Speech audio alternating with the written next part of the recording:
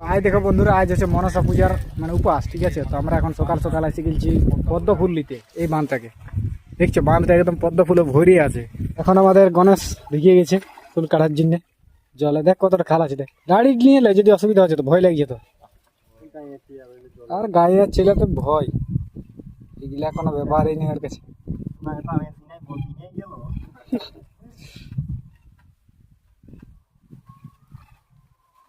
ওই সামনে তুল, ওইটা তুল বড়টা।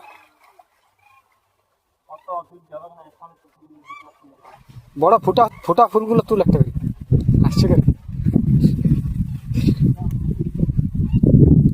যেগুলো ফুটে আছে, ভালোই কাল আছে।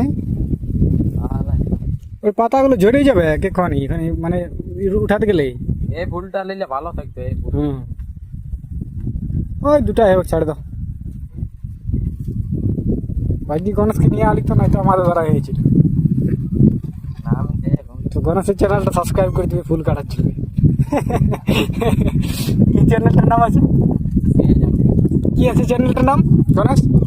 কি আছে চ্যানেলটার নাম?